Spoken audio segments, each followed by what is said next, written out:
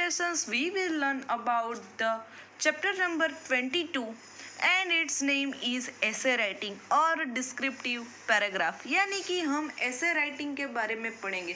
essay का meaning वैसे तो होता है निबंध, और यहाँ आपके लिए है डिस्क्रिप्टिव पैराग्राफ। यानी कि आपको कोई स्पेसिफिक टॉपिक होगा, कोई एक सब्जेक्ट होगा, उस पर आपको एक छोटा सा देखो ये पैराग्राफ लिखना है। जैसे यहाँ है my mother, my farmer, the farmer, और देखो जैसे यहाँ है टेलीविजन। तो देखो ऐसे यानी कि निबंध और डिस्क्रिप्टिव पैराग्राफ, यानी कि एक टॉपिक पर आपको उसके बारे में अपने थॉट्स और फीलिंग्स एक्सप्रेस करना।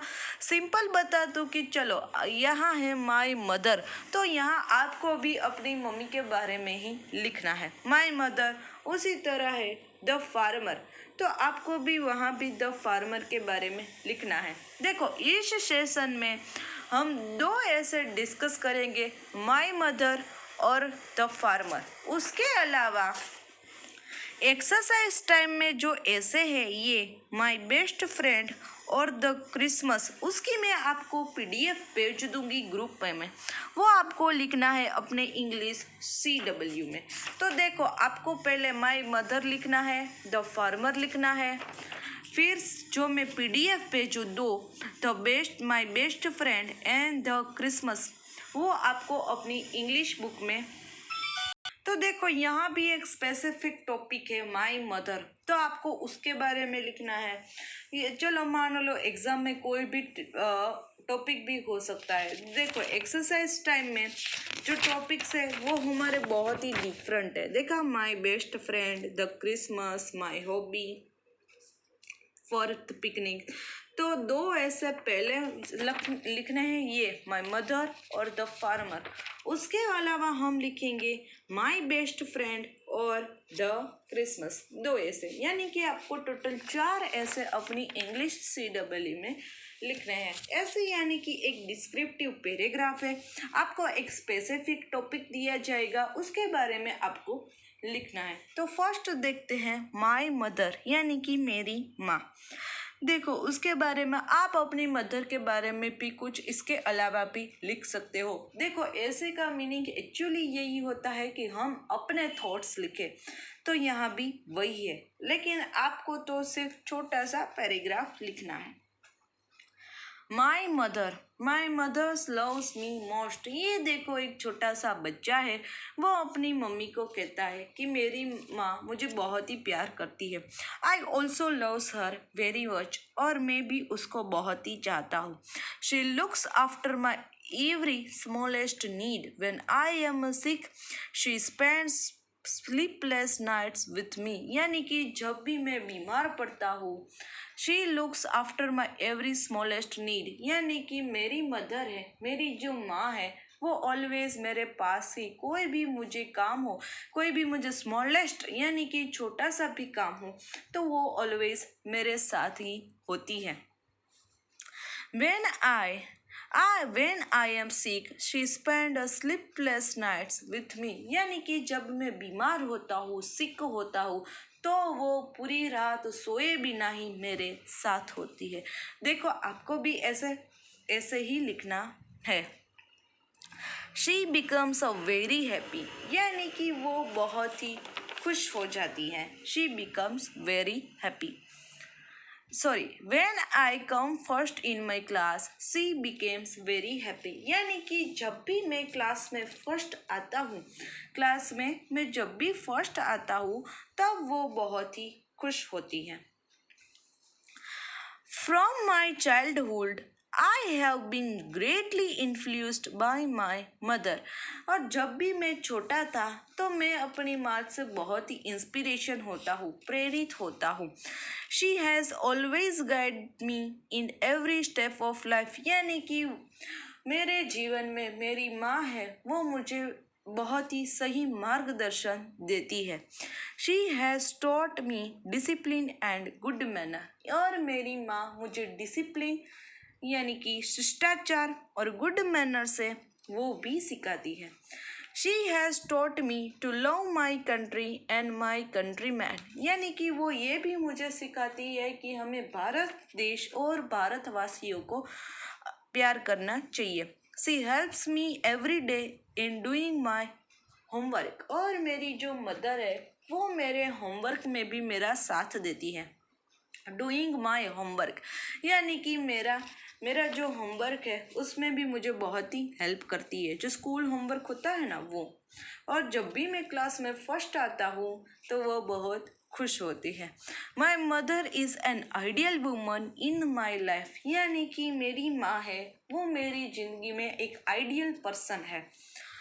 आई feel myself fortune for being born as her son, और मैं मेरी जात को बहुत ही फॉर्च्यून यानी कि नसीबदार, लकी मानता हूँ कि मैं उसका बेटा हूँ। She is a very caring about my health and my studies, यानी कि मेरी माँ है वो बहुत ही केयरिंग है, केयर करती है यानी कि मेरी। She has been serving me since the time of my birth. She is a very caring about my health, यानी कि वो मेरी हेल्थ के बारे में बहुत ही कॉन्शियस रहती है, बहुत ही वरी हो जाती है। हमारा ऐसा है या हमें सिर्फ सिंपल कोल्ड और फीवर हो तो भी हमारी माँ है वो बहुत ही चिंतित हो जाती है। She has been serving me since the times of my birth, यानी कि मेरी माँ है वो मुझे इस तरह से ट्रीट कर रही है जब मेरा जन्म हुआ था तब से वो मेरी स्मॉलेस्ट नीड को कंप्लीट करती है और मेरी सर्विंग में होती है, यानी कि मुझे जहाँ भी उसकी ज़रूरत हो, कोई भी हेल्प हो तो वो करती है। अब देखते हैं द फार्मर पता है farmer is the very important in the India. Second जो हमारा ऐसे है वो है the farmer. India is an agriculture country, यानी कि भारत एक खेती प्रधान देश है जिसको हम कहते हैं। Most of the people living in the villages are farmers, यानी कि गांव में है जनरली जो लोग रहते हैं वो फार्मर्स होते हैं, खेडूत। Farmers produce the food crops the oils and seed, यानी कि ये फार्मर होते हैं वो ऑयल की पैदाइश करते हैं।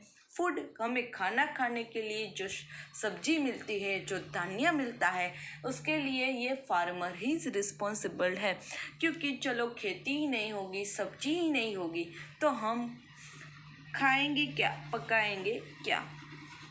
The farmer remain busy day and night, यानी कि ये जो फार्मर होता है वो दिन रात बिजी होता है, मेहनत करता है।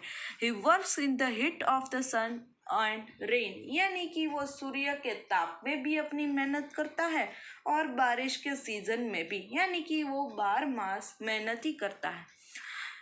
He plots the lands with the help of blocks, यानी कि वो ब्लॉक की सहायता से जमीन को रिप करता है।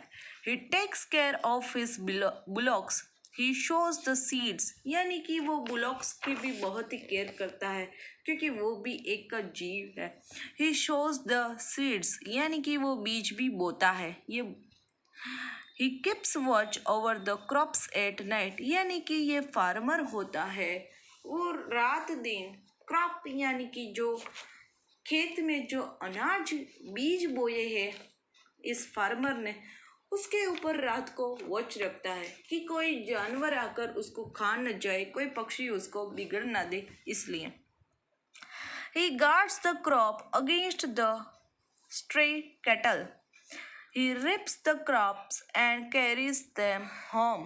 He guards the crop against the stray cattle, यानी कि जो stray cattle यानी कि जो बिल्ली होती है उसके जो अनाज होता है उसको बचाता है क्योंकि वो बिगड़ देती है सब।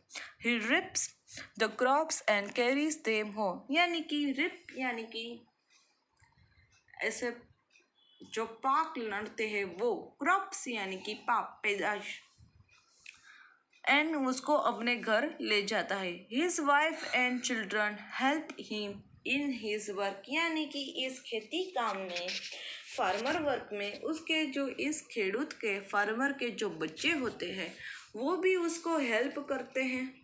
और उसके अलावा help him in his work, वो भी उसको हेल्प करते हैं। इस फार्मर के जो बच्चे हैं होते हैं वो और उसकी वाइफ। तो ये छोटा सा डिस्क्रिप्टिव पैराग्राफ था फार्मर के बारे में, बहुत ही इजी था। तो आपको एग्ज़ाम में भी ऐसे ही लिखना है। अब जो हमारा है टेलीविज़न, जो हमारा लास्ट ऐसे और डिस्क्रिप्टिव पैराग्राफ है वो है television. Television is a wonderful gift of a science after the inventions of electricity. TV जो आपको देखना बहुत ही अच्छा लगता है, उसमें आप कार्टून शो देखते हो। देखो इस पिक्चर में बच्ची भी कैसे interestingly she was watching the TV को देख रही है। देखो टेलीविज़न एक अद्भुत गिफ्ट है। इलेक्ट्रिसिटी की यानी कि बिजली की शोध हुई, इन्वेंशन हुआ, उसके बाद ये टेलीविज़न है, टीवी है, वो बहुत ही इम्पोर्टेंट है। Today television is an important means of entertainment and education, यानी कि हमारे इस युग में टीवी में हमें एंटरटेनमेंट यानी कि जो आप कार्टून देखते हो वो, और एजुकेशन भी मिलता है, पढ़ाई करने का भी एक मीडियम है अब television. We can watch a movie and listen to their dialogues simultaneously, यानी कि हम टीवी में मूवी भी देख सकते हैं और उसके डायलॉग भी बहुत ही अच्छी तरह से सुन सकते हैं। कई लोग हैं वो थिएटर में उसको जाना पसंद नहीं, तो वो मूवी है वो टीवी में ही देख लेते हैं। Television was invited bye John logy bed, यानी कि इस टीवी की शोध किसने की थी? एक आदमी ने की थी। उस आदमी का नाम है जॉन लॉज बियर्ड। ये जॉन नाम के आदमी ने जॉन लॉजी बियर्ड नाम के आदमी ने टेलीविज़न की शोध की थी। He was a famous scientist of the Scotland, यानी कि ये जॉन लॉज बियर्ड था, वो एक फेमस साइंटिस्ट था, एक फेमस साइंटिस्ट था स्कॉटलैंड का। ये जो साइंटिस्ट है वो स्कॉटलैंड का था। Intentionally, only black and white pictures were produced in television, but now the colored pictures are seen in TV. यदि आपको अपने घर पे नानी हो, दादी हो, तो उसको पूछना कि पुराने ज़माने में टेलीविज़न पर सिर्फ ब्लैक एंड वाइट पिक्चर ही होते थे, लेकिन अब क्या होता है, कलर्स पिक्चर्स भी देखने को मिलते हैं। हम जो आप कार्टून देखते हो ना, उसमें देखो कलर्स है। वहाँ पुराने ज़माने में क्या होता था, ब्लैक एंड वाइट पिक्चर होते थे। I like to watch cartoon programmes on the television, मुझे टीवी पर कार्टून प्रोग्राम्स देखना अच्छा लगता है। There are also many other channels, और कार्टून के अलावा भी हमें पता है ना टीवी में कितनी चैनल्स होती है, मूवी की चैनल, सॉन्ग की चैनल, डिस्कवरी, ऐसे कई सारे चैनल्स अलग डिफरेंट होती है। There are also many other channels which provides us important information, यानी कि ऐसी भी चैनल्स है वो हमें बहुत ही इम्पोर्टेंट इंफॉर्मेशन भी देते हैं, यानी कि बहुत ही ऐसे खास न्यूज़, जैसे न्यूज़ की चैनल टीवी में जो ABP आता है, TV9 आता है, उसमें ही से ही हमें इंफॉर्मेशन मिलती है। We should not watch too much television, it can harm our ice, यानी कि हमें बहुत टेलीविज़न नहीं देखना चाहिए, हमें ज़्यादा टीवी नहीं देखना चाहिए, क्योंकि वो हमारी आँख को हार्म यानी कि नुकसान पहुँचाता है, इसलिए। तो ये था थर्ड ऐसे। लेकिन देखो जैसा मैंने कहा, आपको अभी ये दो ऐसे लिखने हैं, माई मदर और द फार्मर। वो आपको ग्रुप में वैसे भी मैं मैसेज तो डालूंगी ही, लेकिन सिर्फ मैंने ये टेलीविज़न जो ऐसे है वो आपको एक्सप्लेन कर दिया।